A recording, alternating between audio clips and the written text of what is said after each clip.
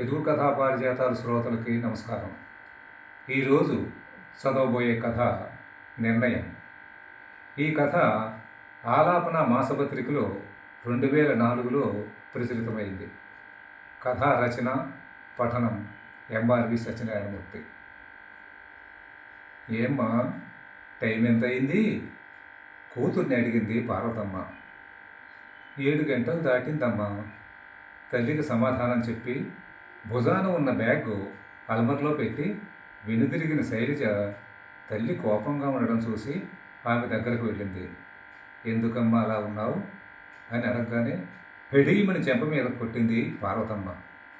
ఏమే, 5 గంటలకే ఆఫీసు కట్టేస్తే ఇంతవరకు ఏ పార్కులమ్మడి తిరిగి వస్తున్నావు?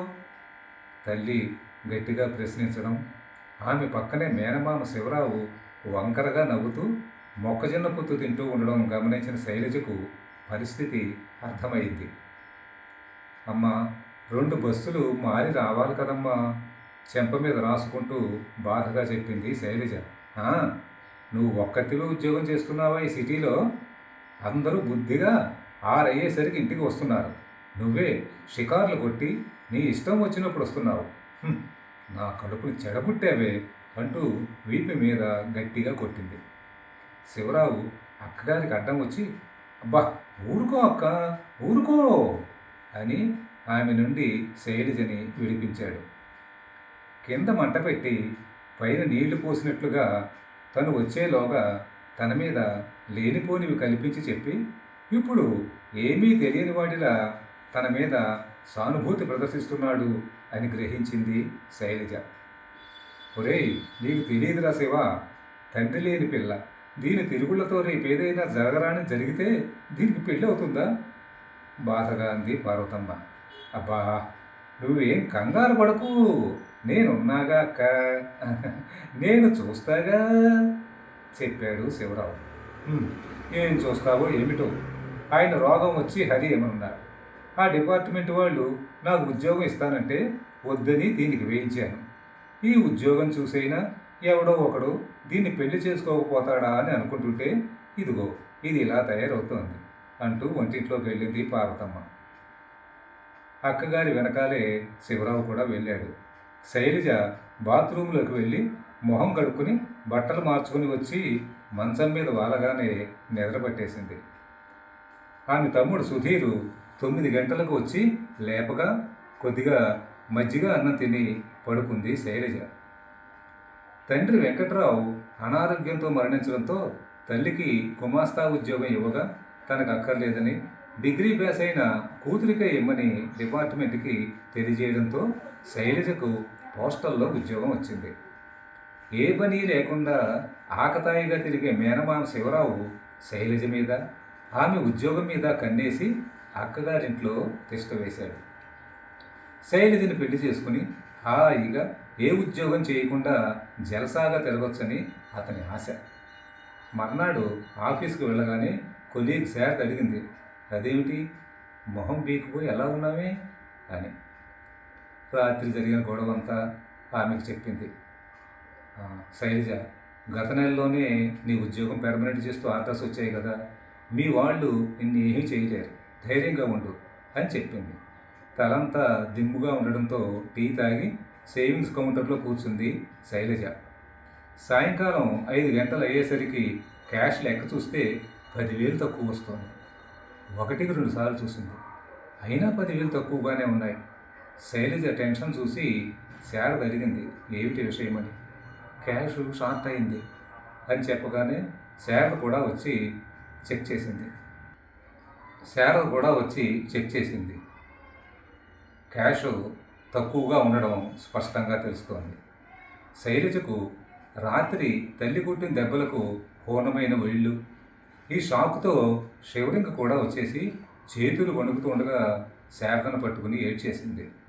శైలజని ఊరుకోమని చెప్పి, విత్డ్రా ఫారం లేకుండా ఎవరికైనా పేమెంట్ ఇచ్చావా అడిగింది శారద.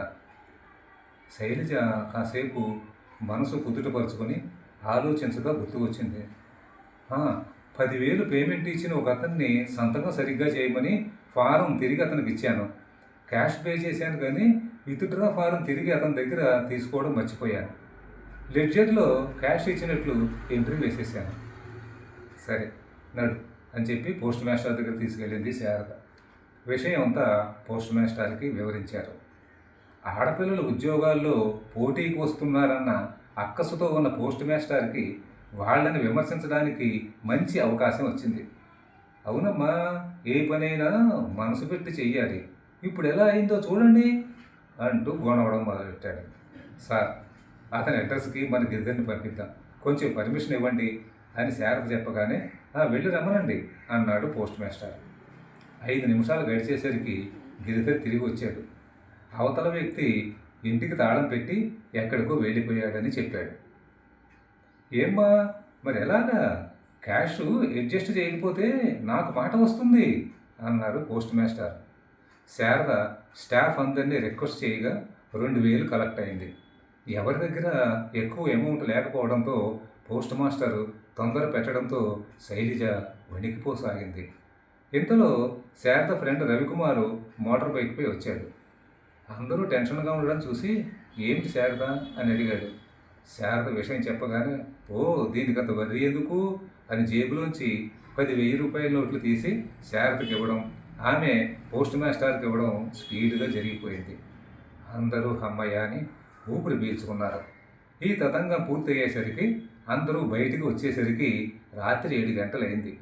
మీ మేలు ఈ జన్మలో మర్చిపోవాలని శైలజ అంటే రవి సున్నితంగా వారించాడు.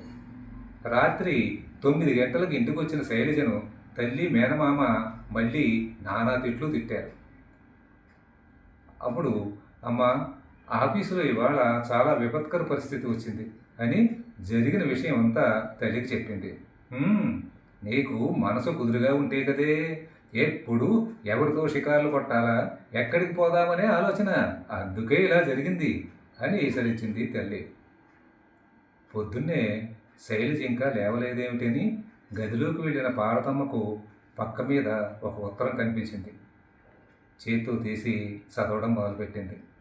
అమ్మ, పెళ్లి కాని పిల్ల ఉద్యోగం చేయడం అంటే 2 కత్తుల మీద సామని తెలుసుకున్నాను.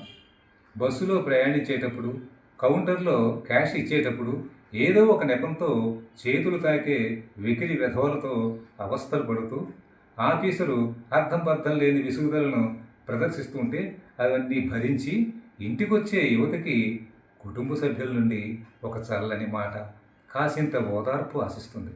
కానీ ఇంటికి ఏమాత్రం ఆలస్యంగా వచ్చినా ఎవరితోనూ తిరిగి వచ్చిందని హింసించే శాడిస్టి తల్లిదండ్రులు ఉంటే ఉద్యోగం చేయడం కష్టమని నేను తెలుసుకున్నాను. మామయ్య పార్కులో నాతో ఉన్న వ్యక్తిని చూసి నీకు చాలా వక్రంగా చెప్పి ఉంటాడు. ఆయన పేరు రామ్ కుమార్, బ్యాంకులో పనిచేస్తున్నారు. మీతో ఉంటూ మానసికంగా శారీరకంగా చిత్రహింస అనుభవిస్తూ ఉద్యోగం చేయలేదని నేను ఒక నిర్ణయానికి వచ్చాను. నేను నా స్నేహితురాల రూమ్కి వెళ్ళిపోతున్నాను. వచ్చే మాఘమాసంలో రాము నేను పెళ్లి చేసుకోబోతున్నాం. అనుమానపు కళ్ళద్దాలు తీసి మానవత్వం నిండిన చూపులతో కనీసం చెల్లిని తమ్ముడినైనా పెంచు. మీకు నెల నెల నేను డబ్బు పంపుతూనే ఉంటాను. ఇట్లు శైలజ. ఉత్తరం చదివిన పార్వతమ్మ చేష్టలుడిగి కుర్చీలు కూలబడి విలపించసాగింది. కథ సమాప్తం.